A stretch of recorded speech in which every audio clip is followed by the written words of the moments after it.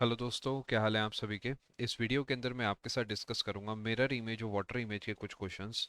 ये आने वाले एसएससी के सभी एग्जाम्स, चाहे आपका सीजीएल हो, सीएचएसएल हो, एमटीएस हो या और कोई एग्जाम हो, उन सभी एग्जाम्स के लिए इंपॉर्टेंट है क्योंकि यहाँ से एक सवाल आना बिल्कुल तय है। और कई बार क्या होता है कि जल्दबाजी के चक्कर में हम इस सवाल को भी गलत कर देते हैं। तो कुछ सवाल मैं आपको प्रैक्टिस कराऊंगा, थोड़े बढ़िया लेवल के सवाल हैं, तो इतना आसान नहीं होगा आंसर को ढूंढना। कोशिश करिएगा, बहुत अच्छे से ऑब्जर्व करिएगा फिगर को, उसके बाद ही आंसर दीजिएगा। ठीक है, चलिए शुरू करते हैं।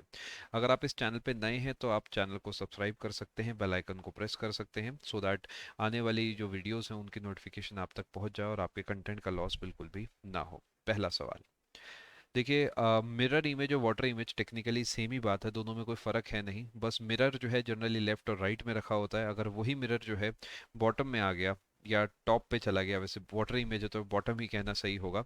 अगर वो बॉटम में आ गया तो उस केस में वो वाटर इमेज का सवाल बन जाएगा। टेक्निकली सब जगह रिफ्लेक्शन ऑफ लाइट का कॉन्सेप्ट लगना है। फटाफट से आंसर दीजिए इसका। देखिए, क्योंकि मिरर नीचे की तरफ रखा है, सबसे पहले तो कई लोग मिरर ही नहीं देखते।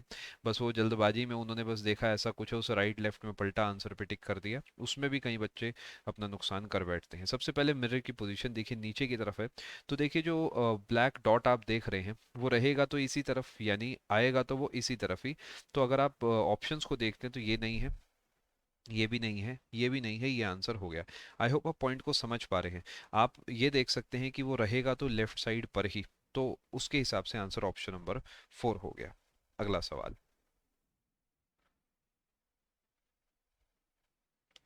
देखिए, मिरर अगेन नीचे की तरफ रखा है। कुछ एलिमेंट्स को पकड़ के आप शुरू कर सकते हो। सबसे पहले जैसे ट्रायंगल आप देख रहे हो तो ट्रायंगल उल्टा ही होगा।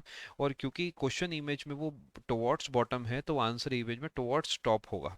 तो यानी ये नहीं होगा, हल्का ऊपर की तरफ होना चाहिए as compare to dark dot. तो ये भी नहीं होगा। अब ये दोनों बच गए। अब आप वही वाला लॉजिक फिर से लगाओ कि लाइन के इस तरफ था तो अभी भी इस तरफ रहेगा क्योंकि मिरर नीचे की तरफ है। तो आपका आंसर ऑप्शन नंबर 1 हो गया। इस तरीके आप ये भी सोच सकते थे, सी जो है लाइन के लेफ्ट में है तो लाइन के लेफ्ट में ही रहना चाहिए। Option number 1 is the correct answer. अगला सवाल, मिरर की पोजीशन देखिए, आपने नीचे की तरफ है। अब आपने देखा है जो लाइंस आप देख रहे हैं कैसी बनेगी, कुछ इस तरीके बननी चाहिए, ऐसी कुछ बनेगी, 3 लाइंस है ना। तो आप देखो ये किसके अंदर है, एक ही के अंदर आपको देखने को मिल रही है, बात खत्म। अगला सवाल,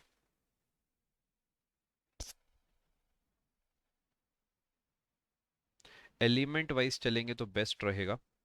आप जैसे देख रहे हैं कि नॉर्थ ऊपर की तरफ है तो नॉर्थ नीचे की तरफ आना चाहिए और उल्टा आना चाहिए। तो नॉर्थ ऊपर की तरफ है, गलत हो गया। नीचे की तरफ नॉर्थ होना चाहिए आंसर इमेज के अंदर। तो ये भी गलत हो गया, ये भी गलत हो गया, ये आपका आंसर सही हो गया। इसी तरीके आप ये भी सोच सकते थे साउथ आएगा लेकिन उल्टा साउथ आएगा। तो उसके हिसाब से भी ऑप्शन नंबर 2 ही आपका आंसर हो जाएगा। अगला सवाल,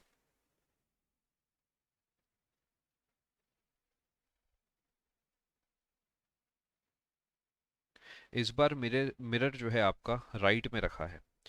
अगर आप नीचे इमेजिन कर लेंगे तो आपका आंसर गलत आएगा। राइट में रखा है उसके हिसाब से चलना होगा। देखिए, राइट में मिरर है तो ये जो ब्लैक वाला ट्रायंगल है ये तो ऐसे का ऐसे ही आएगा। सबसे ऊपर ब्लैक ट्रायंगल होना चाहिए, इधर नहीं है, इन तीनों में नहीं है। Option number 4 is the correct answer. अगला सवाल, एक बढ़िया सवाल है, मैं आपको 10 सेकंड दे रहा हूँ अच्छे से ऑब्जर्व करने के।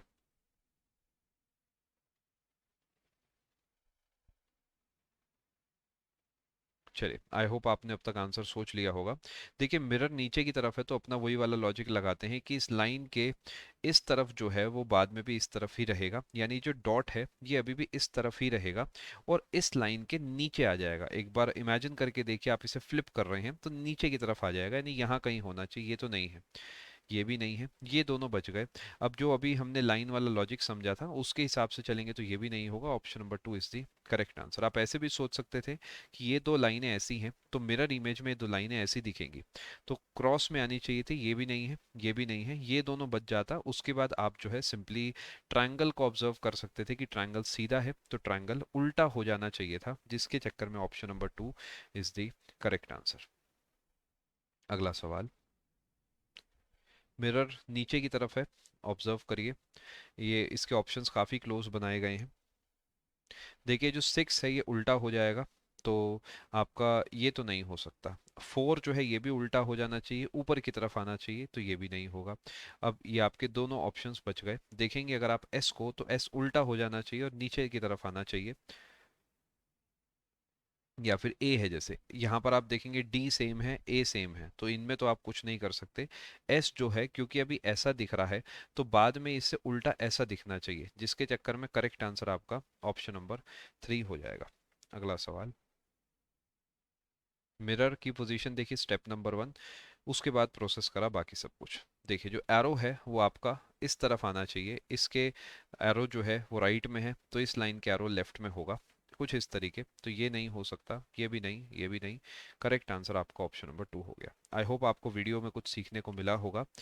ऐसे और बहुत सारा कंटेंट आपको मैं और बाकी सभी एजुकेटर्स मिलकर अनअकैडमी प्लस पे तैयार कराते हैं। आप सीखने के लिए अनअकैडमी प्लस का कोई प्लान ले सकते हैं। डिस्काउंट के लिए PMYT कोड का आप इस्तेमाल कर सकते हैं, आपको इससे मैक्सिमम डिस्काउंट मिल जाएगा। ऑल दी बेस्ट आपको आने वाले एग्जाम के लिए। Thank you.